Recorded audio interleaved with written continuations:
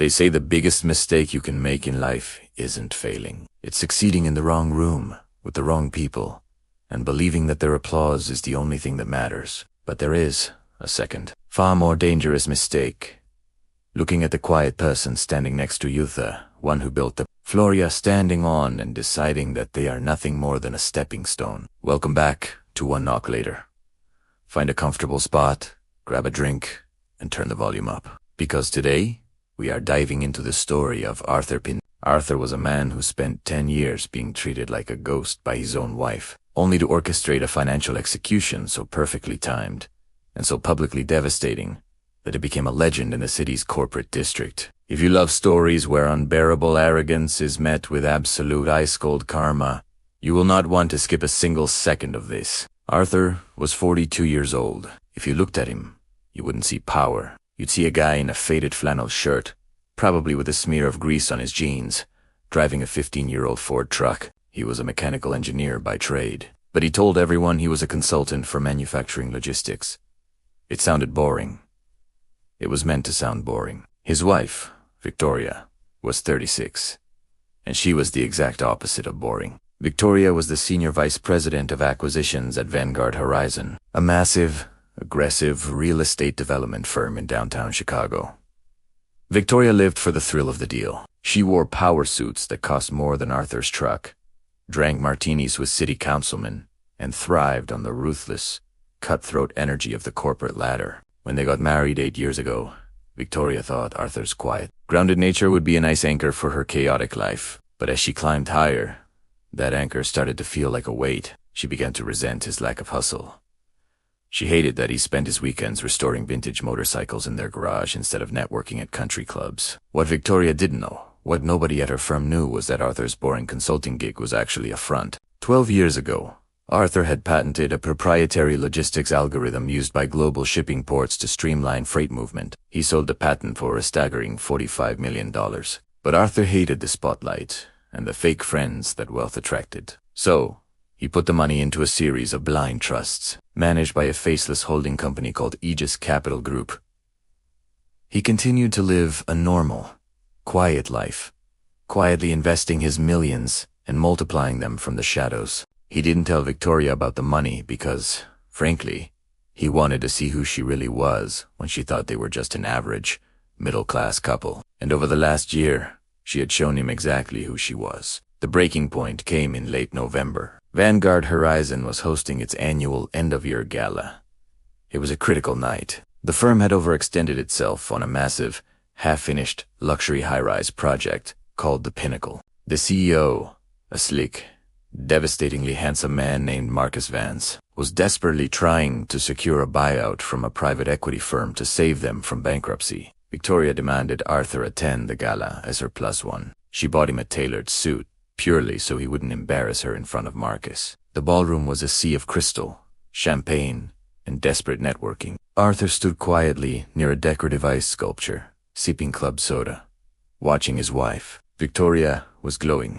But she wasn't glowing for Arthur. She was hovering around Marcus Vance, laughing too loudly at his jokes, touching his arm with a familiarity that made Arthur's stomach turn cold. Eventually, Marcus and Victoria walked over to where Arthur was standing. Marcus looked Arthur up and down, a patronizing smirk on his face. "Arthur," Marcus said, extending a hand that felt perfectly manicured. "Victoria tells me you tinker with motorcycles in your garage." "That's quaint. It's good for a man to have a hobby, while his wife is out here keeping the lights on." It was a deliberate, calculated insult. Arthur didn't get angry. He just looked at Victoria, waiting for her to defend him, to say that they were partners. Victoria just laughed, a light, airy, dismissive laugh. "Oh, Marcus, don't tease him. Arthur's happy in his little world. He doesn't have the stomach for what we do." Arthur felt the last remaining thread of his marriage snap. She hadn't just failed to defend him. She had served him up as a joke to impress her boss. "I suppose someone has to do the heavy lifting," Arthur said mildly, his face unreadable. "Enjoy your evening, Marcus. I need some air." Arthur walked out to the hotel terrace. He stood in the freezing Chicago wind, pulling out his phone. He opened a secure, encrypted email app. He had a message waiting from his lead attorney at Aegis Capital. The message read, Vanguard Horizon buyout papers are finalized. As of 5 p.m. today, Aegis Capital owns 80% of their debt in voting rights, awaiting your orders. Arthur wasn't just at the gala. He owned the gala. He owned the hotel they were standing in, and as of that afternoon, he owned Marcus Vancy's entire company. He typed a one-sentence reply. Initiate a full forensic audit tomorrow morning. No warnings. Arthur didn't go back inside. He sent Victoria a text saying he wasn't feeling well and took a cab home. But before he left, he noticed something.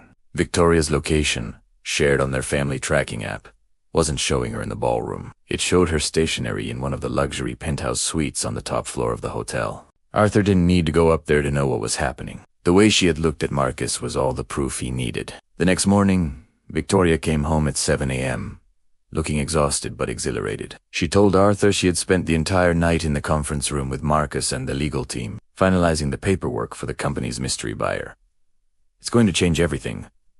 Arthur Victoria sighed, pouring herself a coffee, not even looking at him. Marcus says, the new owners are going to inject $50 million into the Pinnacle project. My bonuses are going to be astronomical. We might finally be able to move out of this depressing house. Arthur, sitting at the kitchen table in his faded flannel, just nodded. That sounds like a big win for Marcus. It's a win for me, too, she snapped, annoyed by his lack of enthusiasm. You just don't understand how this level of business works. You're right, Arthur said softly. I probably don't. For the next 3 weeks, Arthur played the role of the clueless, boring husband perfectly. It went to his consulting job. He worked on his motorcycles. But behind the scenes, the forensic auditors from Aegis Capital were tearing Vanguard Horizon apart. What they found wasn't just mismanagement. It was criminal. Marcus Vance had been using company funds specifically. The deposits from the luxury condo buyers to finance a lavish personal lifestyle, private jets, trips to Monaco, and exorbitant consulting fees paid out to a shell company. And the name on that shell company? Victoria Pendleton. She wasn't just cheating on Arthur. She was helping her lover embezzle millions of dollars to fund their future life together. The trap snapped shut on a Tuesday morning. Vanguard Horizon was holding an emergency, all-hands board meeting to officially welcome the representatives from Aegis Capital, the mystery buyers who had saved them. The meeting was in the penthouse boardroom, a massive glass-walled space overlooking Lake Michigan. Marcus Vance was at the head of the table, wearing a custom Italian suit, looking like a king. Victoria was seated to his right, a smug, victorious smile on her face. The rest of the board members were buzzing with nervous excitement. At exactly 10 a.m., the heavy oak doors opened. 2 men in sharp, dark suits walked in. Very high-powered, corporate litigators. They didn't smile. They took their seats at the opposite end of the table. Gentlemen, Marcus said, standing up and buttoning his jacket. Welcome to Vanguard. We are thrilled to finally meet the face of Aegis Capital. I assume your CEO is joining us. He is, one of the lawyers said, checking his watch. He's just stepping off the private elevator. The doors opened again. Arthur walked into the room. He wasn't wearing his flannel shirt. He was wearing a bespoke, midnight blue suit that commanded the oxygen in the room. He walked with a quiet, terrifying authority that nobody at that table had ever seen. He walked past the stunned board members and stood directly across from Marcus and Victoria. The silence in the room was absolute. It was the kind of silence that precedes an execution. Victoria stared at him. The blood drained from her face so fast she looked like she was going to pass out. Her jaw dropped. Arthur, she whispered, her voice trembling. What are you doing here? Did security let you up? Marcus frowned, looking from Victoria to the lawyers. Is this some kind of joke? Who is this man? The lead lawyer from Aegis cleared his throat. Mr. Vance, allow me to introduce Arthur Pendleton, the founder, sole owner, and CEO of Aegis Capital Group. And as of 3 weeks ago, the majority shareholder of this firm, Marcus Vance Frossi. His eyes widened as the words hit him like a physical blow. He looked at Arthur, the man he had mocked for being a grease monkey, and realized he was staring at a billionaire who now owned his entire life. No, Marcus stammered, stepping back. No, that's impossible. Victoria said you were a mechanic? I am a mechanic, Marcus Arthur said, his voice calm, low, and echoing in the silent room. I fix broken things, and right now, I am looking at a very broken company. Arthur tossed a thick, black leather folder onto the center of the mahogany table. It landed with a heavy thud. Over the last 3 weeks, my team has conducted a full forensic audit of your books, Arthur continued, never raising his voice. We found the inflated contracts. We found the missing deposits from the Pinnacle project. And most interestingly, we found the shell company in the Cayman Islands. Victoria let out a choked gasp, covering her mouth with her hands. She looked like she wanted the floor to open up and swallow her. You see? Marcus Arthur said, leaning slightly forward, his eyes locking onto the terrified CEO. When you embezzle $7 million of corporate funds, you shouldn't route it through a dummy corporation registered in your mistress's name. It leaves a very messy paper trail. The board members erupted in shocked murmurs. Several of them physically pushed their chairs away from Marcus and Victoria. Arthur, please, Victoria begged, tears streaming down her face, her voice cracking with sheer panic. It's not what it looks like. I can explain. There is nothing to explain, Victoria, Arthur said coldly. I saw the location data on the night of the gala. I saw the bank transfers. I know exactly who you are. He turned back to Marcus, who was sweating profusely, his arrogant facade completely shattered. As the majority shareholder, I am exercising my right to immediately terminate the CEO for gross misconduct and breach of fiduciary duty, Arthur announced. Furthermore, my legal team has already forwarded the audit results to the FBI field office here in Chicago. I believe they have some questions regarding wire fraud. Right on cue, the glass doors to the boardroom opened again. 3 federal agents in windbreakers stepped into the room. Marcus panicked. You can't do this. I built this skyline, he screamed, his voice cracking.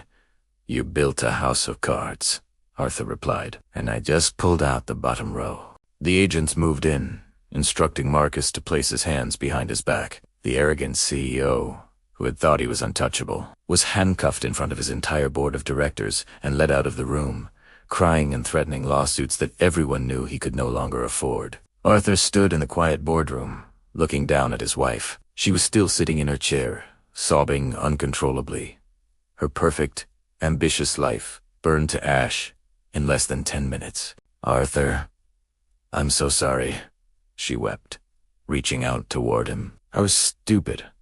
I got caught up in the money. Please, you're my husband. We can fix this.